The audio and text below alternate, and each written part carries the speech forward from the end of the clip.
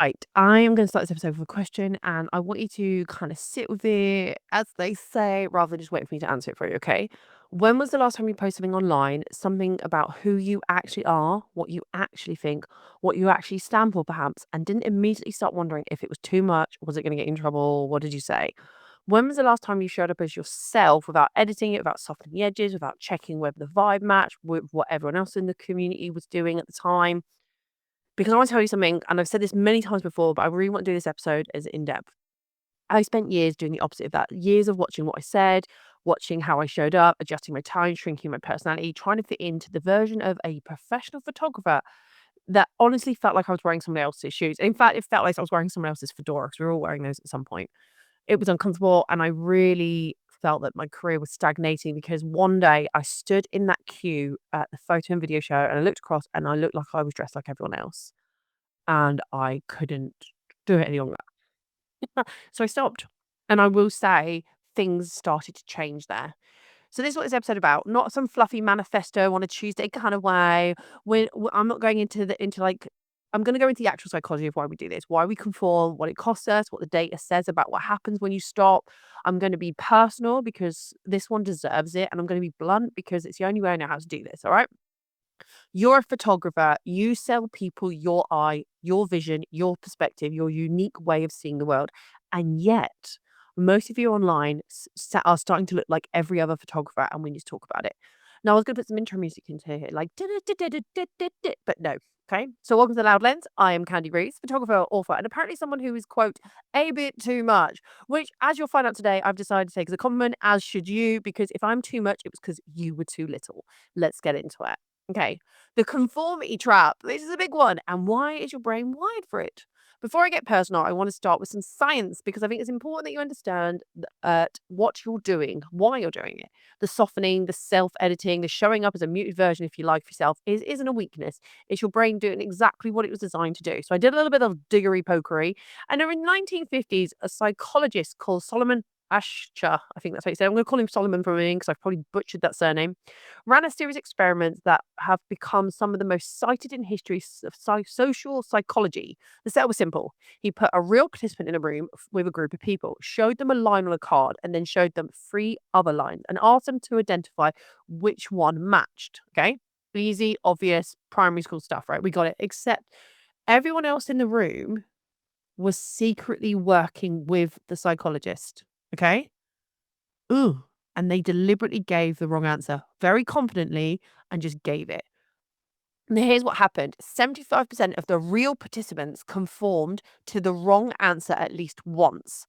Three-quarters of them, despite being able to see with their own eyes that the answer was incorrect, when it came to responses across the critical trials, the conformity rate sat somewhere around 37%, meaning over a third of people said the wrong thing because everyone else around them was saying it. Now, when they were interviewed afterwards, they said they went along with it to avoid rejection, not because they believed the answer was wrong, but because the cost of socially of being the one who disagreed felt too high. They were scared to be right. They wanted to do what everyone else was doing.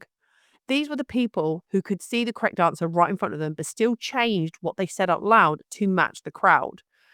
Now tell me that isn't what's happening on your Instagram feed, perhaps, or your marketing or whatever. You can see your own authentic personality. You can see what makes you interesting, opinionated, different, real, and you're still showing up posting like everyone else is posting because the cost socially of being the odd one out feels too high. Solomon called this normative social influence, the pull towards fitting in, not because you change your mind, but because you can't face the alternative. And social media has torpedo charged this. Every metric, likes, comments, shares, saves, functions like a real time social feedback.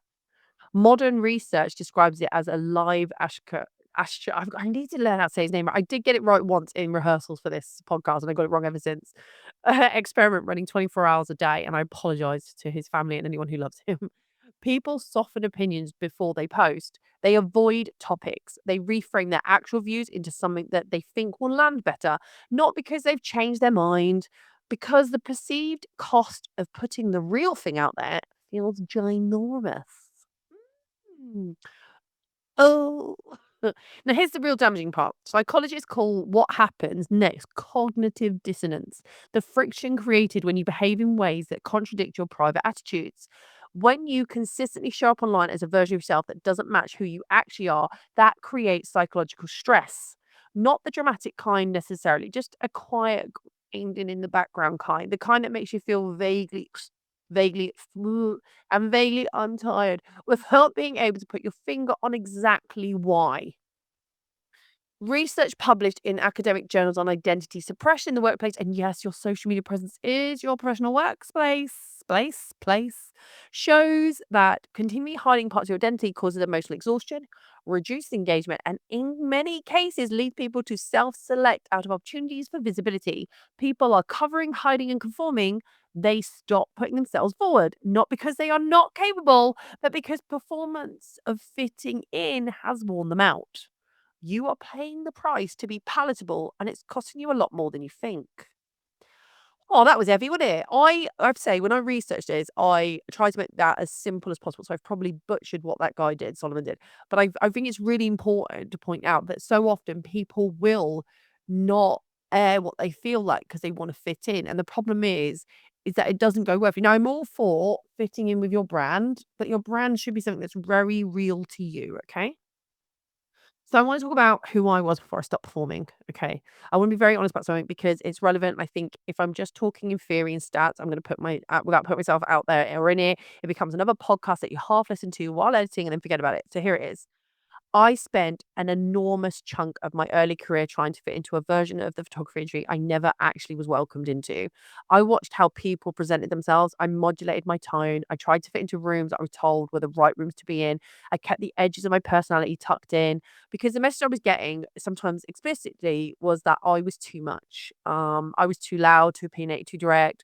At one point, when I had my platinum hair, someone said I was too blonde, as someone put it to me. And yes, I thought those. Though I thought about those phrases every day since. I think whenever I'm writing this, I'm always aware that they're in fact, what you don't see in my podcast room where I'm recording this, over to the right-hand side of me is some of the things that have been said to me that have motivated me forward, and a lot of them are on there, and I'll just read a few off.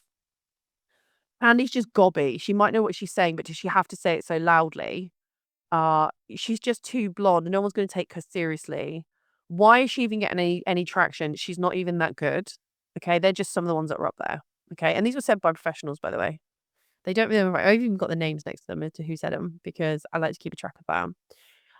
I'm not gonna tell you I'm not gonna tell you that, like, that was entirely their doing. They didn't just say that to me because, um they didn't just say it to me, like, I also had a part in this. Some of I gave people the power to define the parameters of who I was, and when I started to break out of that, they were like, "Wait, you're meant to be quiet," and then I was being loud because a little part of my personality was coming out at more and more, and what I'd realized was every time I pulled myself back, it made me look louder than I was when I broke out of it. So, I operated within those parameters and then wondered why things weren't working, why I was just lost in a sea because I really wanted to do all this creative work, but I was too scared to do it. Um Here's the thing about trying to fit in. No, it doesn't work. It doesn't work for a very specific reason. You are conforming. When you're conforming, you're not actually competing in your own actual strengths. You're competing on your ability to blend in. And in any market, when people try to blend in, you just kind of disappear. You become interchangeable and forgettable. And yet, forgettable doesn't book jobs, but I needed to book jobs. So there was a turning point for me. I'm not going to just up and say that there was a big cinematic point where, oh my God, the stars aligned. And I was like, ah, this is who it was. Because it wasn't. It was more of like a slow, accumulative, I'm sick of it. I just decided to stop. I started doing the shoots I wanted to do, and I put them up and people really started to react really well to them. And to the point where one photographer actually tagged his clients in my work, asking them if they want to do a photo shoot like that, even though we're in the same town. Hey, Mark. I won't give you a surname, but he did that. He tried to claim he didn't realize we were in Northampton, but yeah, years ago, it's done.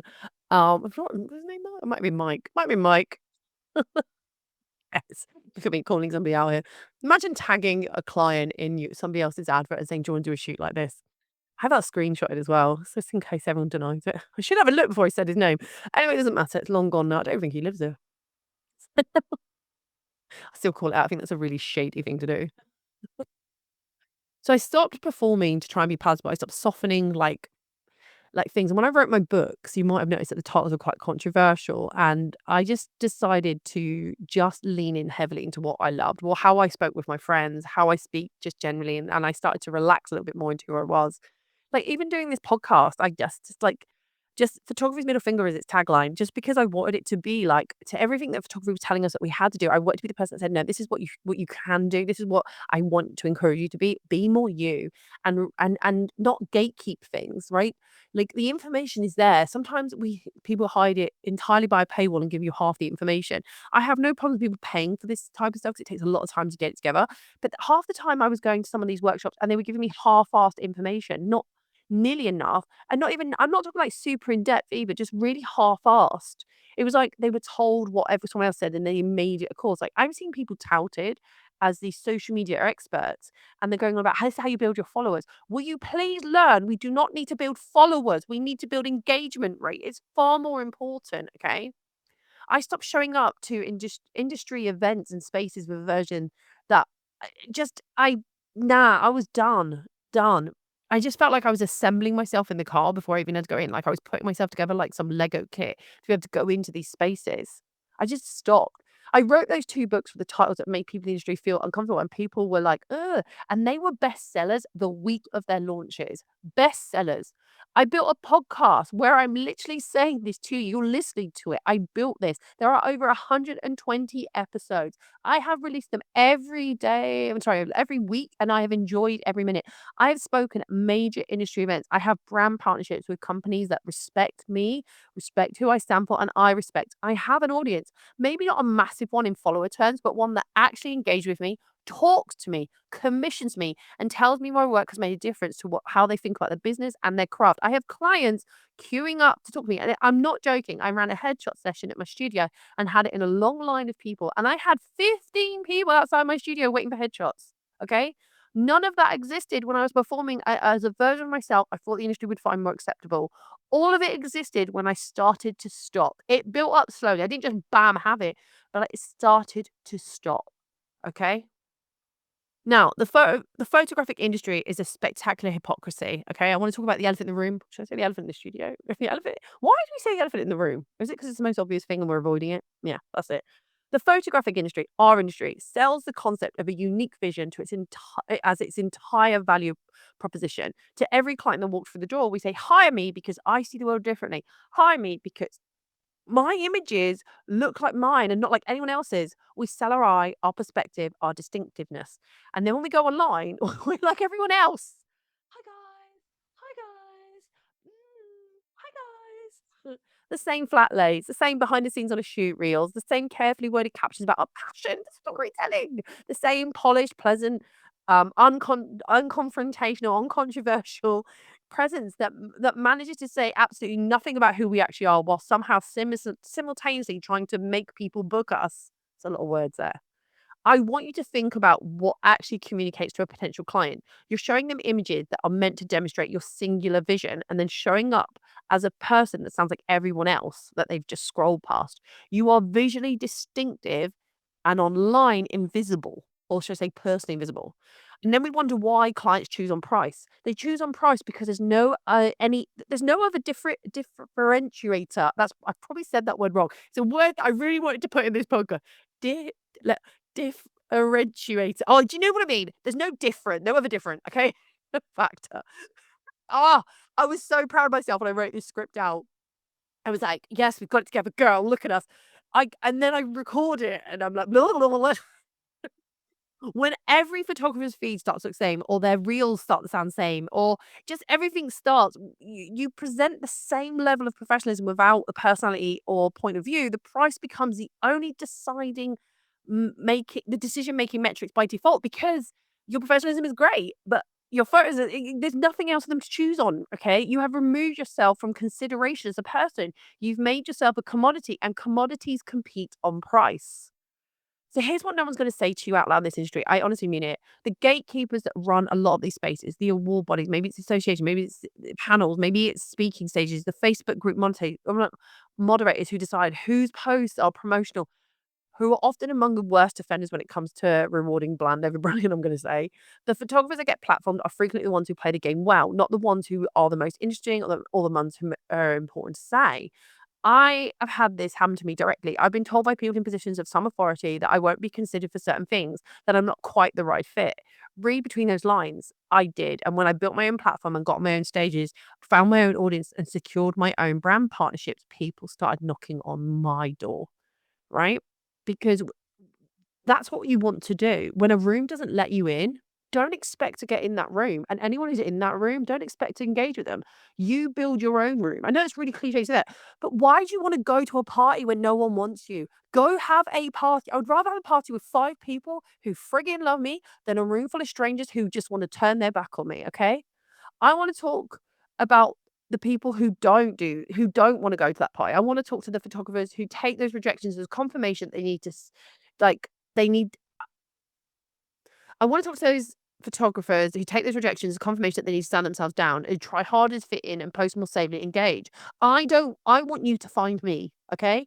And I want you to become more recognizable because conformity costs at a scale and I don't want you to do that. I don't want you to try and get through that door of that party. Come to my party. Come to a party that you've created, not just a suppressed Instagram poster or an eroded identity, a career built on performance rather than real substance, a professional life that feels hollow because it's like living through a mask, okay? I want you to find yourself.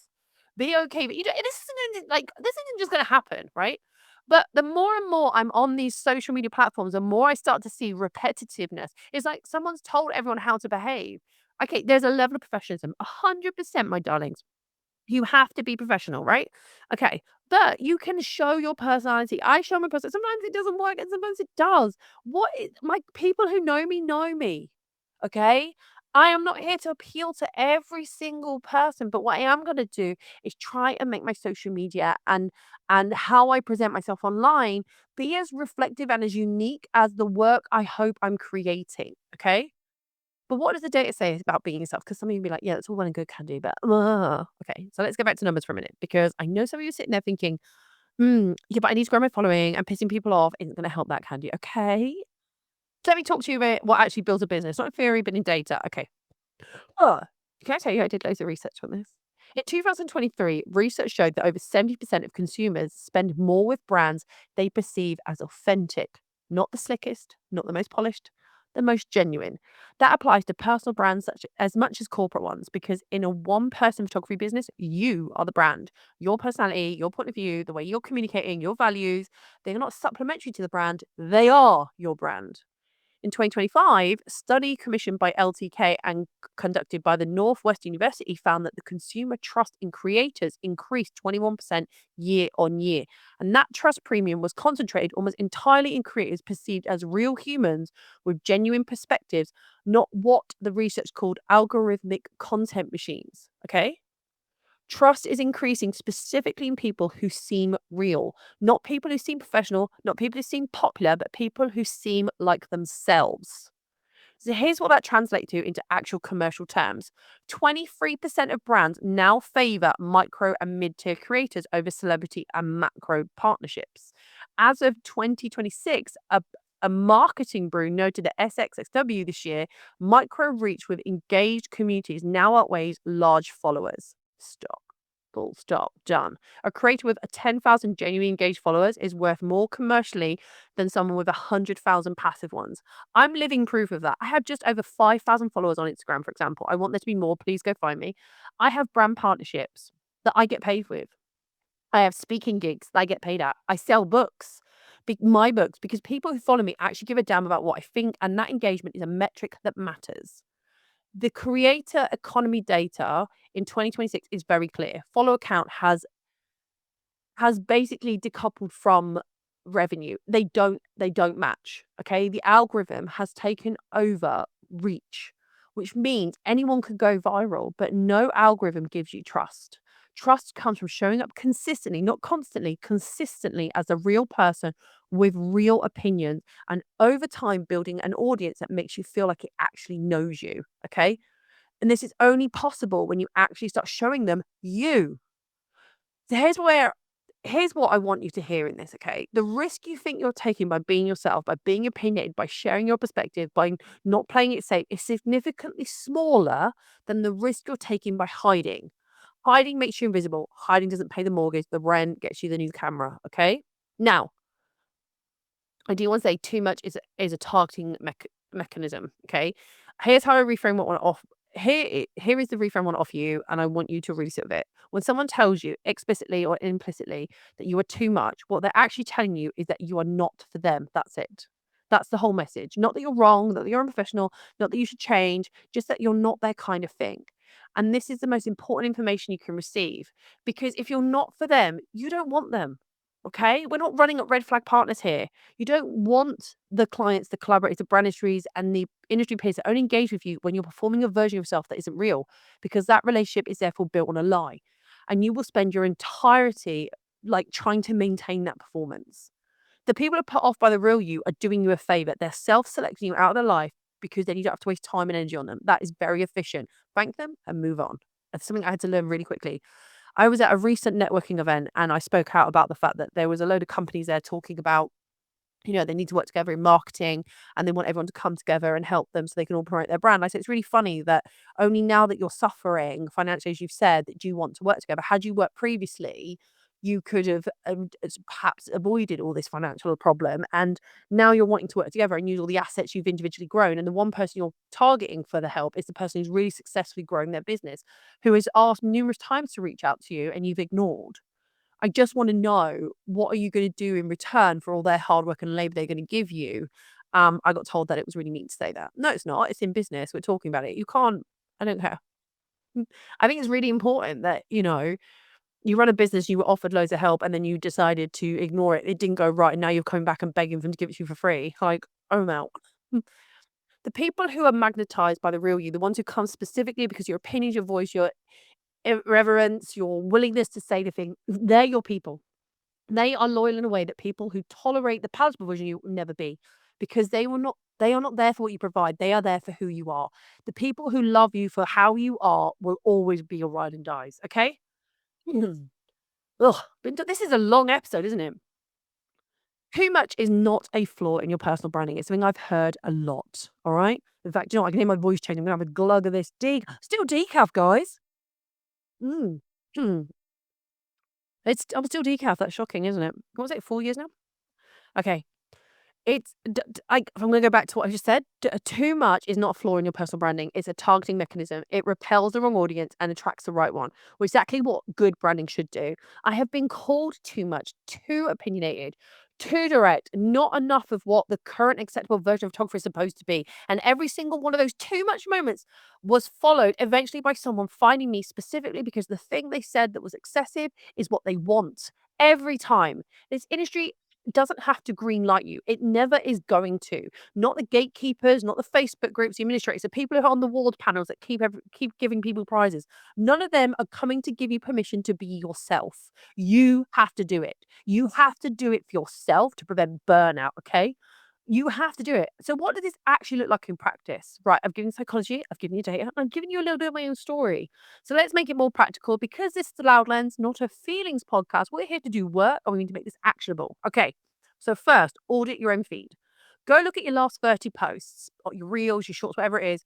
Do they exactly communicate who you are? Not your work. Your work is in the images. What do the captions, the stories, the way you talk about your business say about you as a person? What do you stand for? What are you against? What do you repost? What makes you different? Not just technically, but like as a human being. If the answer is I'm not sure or I can't see it, that's your starting point. Okay. You are unique. Okay. You are unique. Let's go, you're a twin, your twins in the same business as you. It's a little bit different. But you are unique. Yeah. You and I are not the same. You and the person who you go out shooting with are not the same. Okay. You don't need something glaringly obvious unique, but don't try and say it how they say it. Say how you genuinely feel. If you genuinely feel like that, that is okay. You don't have to give some wide answer, but just as long as it is really yours. Okay. So identify what you're suppressing. What do you actually think about the industry that you don't say out loud? What are the opinions you've swallowed because you're worried about the reaction? What is the version of your voice that you edit out before you hit in post? That's not the thing to get rid of. That's your content. Who you are and how you say it is part of your content and a massive part. the things you're afraid to say are often the most valuable things you have to offer because they are very specific. Another word I'm stumbling over. They're real and they will resonate with the people in your audience who have been thinking the same thing and haven't said it either, which is why I have the podcast. Okay. Third, get comfortable with the fact that some people will not like it. It's not in a combative way, not like a let me be controversial for the sake of it way. I'm not asking you to do that. Don't be controversial just for that. That's a douchebag move. But you need to accept as a fundamental premise that genuine personality is polarizing by definition. If nobody's ever put off by what you post, you're not saying anything. Neutrality is not safety, it's irrelevance. You can be kind and still have opinions. You can be professional and still have a personality. You can be a good photographer and still be a person with edges that aren't smoothed off. I am that. I am that. I have just described myself. I am that. Fourth, consistency matters more than frequency. Research in authenticity and personal branding is consistent on this. Consistency is what makes a personal brand recognizable and trustworthy. Not how often you post, not how polished it looks, whether your tone or values and the way you communicate remain coherent across everything you do. Your feed, your website, your responses to inquiries, how you speak on stage, how you conduct yourself in industry spaces. You are not you can't be authentic on Monday and Wednesday, then perform palatably on a Friday. It doesn't build trust, it builds confusion. Be who you are all the time. That'll attract people. Okay? It might not attract everyone, but that might be why you're not getting as many bookings because people are just like, oh, well, like I said earlier, they're all kind of the same. Who's the cheapest? Because that's the only differentiation. Oh, I said it finally. Oh my God, I said it finally right. Okay. Differentiate. Oh, I can't do it again. Okay. Fifth, understanding this is the fifth point, Chloe. Understanding that the rooms that won't let you in are the rooms that you don't need. I want to say this one more time because I think it's the most important thing of this episode. If there are people in this industry who are actively working to block your progress, and yes, I know this happens because it happened and is happening to me, the answer is not to try harder to be what they want. The answer is to build elsewhere. Fuck them off. Okay? Bugger them off. Get away from them. There are many other stages, other platforms, other brands, other ways to build credibility and authenticity and authority without the validation of people who've decided you're not quite right. The photography industry is not a single institution with a single gatekeeper. There are thousands of ways in. Find the ones that are open to you for being exactly who you are and go there. Okay, you are more than welcome at my Khandie photo team group on Facebook. You can like follow me on Instagram. We can chat. We can hang out. I am very much a people person. It's in my bio. I like people. Come and have a chat with me at events. Come and have a coffee with me. Come and sit with me. I have never. If I'm having a private meeting, I'll just say, hang on 2 seconds. I'm having this meeting. I'll meet you up. I love meeting people. Okay. A young woman came to me with my first book, right? And I thought she was just gonna come and show me some mistake I'd made. She opened that book and in the, margin, she had written loads of notes and highlighted things. And I looked at her and she went, "This book really spoke to me." And I have to say, just hearing one person say, it really got to me, like really got me in a bit of a chokehold because I was like, someone gets it. Because I had put this book out and I thought it wasn't going to, and I knew, and then I knew it might get a few sales, mostly probably from my parents or my friends. But it didn't. It went top seller. And I was like, oh my gosh, oh my gosh. And then like people could ask me, can they buy copies? Can they? And then suddenly this book was just selling and people were writing reviews. And yes, one person said the text was too big and it was more like a pamphlet. It's not like a pamphlet. It's 50 odd pages in there, mate. The reason why is because one of my clients said, "Can you make the font bigger because, I struggle to read?" And I was like, "Yeah, yeah, why not?" The reason why it's small is because there's no need to waffle. If you wanted waffle, go get it elsewhere. We are blunt and concise. It is the same price as a magazine, okay? And in there is real talk from me, okay? That I love that book, and that was I had one, I think, negative review, and everyone else was like, "No, we love it for this very reason." That person is okay to leave that review. I'm not hating on them. It is perfectly acceptable to not like what I do, okay?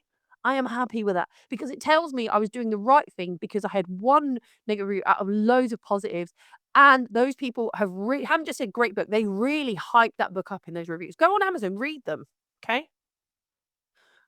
Our next one is the call to arms. I'm going to just call it that. We sell people something extraordinary. I could say that we freeze time. We make something permanent. We capture grief, joy, light, and humanity in ways that language cannot. We create images that people keep on their walls for decades, and they'll pull out of boxes after funerals, and they'll send each other when the world and the word has failed them. when those words cannot articulate the pain and the loss they feel, they'll pull out a picture that we have taken. And I don't want any more of that, but we do something remarkable and we do it with a perspective that is uniquely ours. No one else sees the world exactly the way you do. No one else has your eye, your history, your instincts, your way of being in a room with a subject. It is genuinely unique, irreplaceable. And then we go on Instagram and try to look like a photographer free spaces below using the same hashtags. Enough. Your personality is not a PR problem to be managed. It is your greatest competitive advantage. The world is full of technically competent photographers. Joy, great. It is significantly shorter, however, on photographers with a genuine point of view, a real voice, and the guts to show them both publicly. Be one of those. Be like me, but not me, because you are you and I am I. Is that correct English? Someone check. Sounds great though, right? Not because it's a brave thing to do, but because it's the commercially intelligent thing to do. Because it's the thing that builds an audience which is actually worth having. Because it's what gets you brand partnerships, the speaking gigs, the clients who choose you specifically because you are you and they don't want anyone else. Be that. Be it consistently.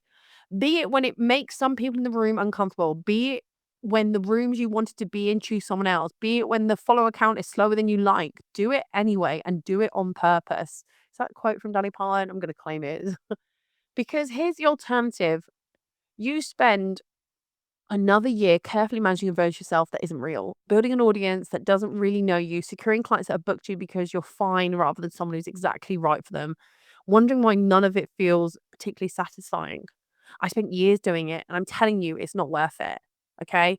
You are already the most important and the most interesting thing about your brand. So you need to start acting like it. Okay. That's it for this episode of The Loudland. If this has landed with you, share it. Not because my follower account needs it, but if because you know someone who needs to hear it. The photographer in your circle who's been playing it safe, the one who's been told they're too much, the one who keeps editing themselves out, who feels small, send it to them. If you want to follow to talk more about this conversation or follow me, you can find me on Instagram, YouTube, the blog, all under Khandie Photo, Khandie Photography. I am there. As you may have noticed, it's not difficult to find because my name is unique. And it's easy to find. If you're in Northampton or close enough, there's always a studio.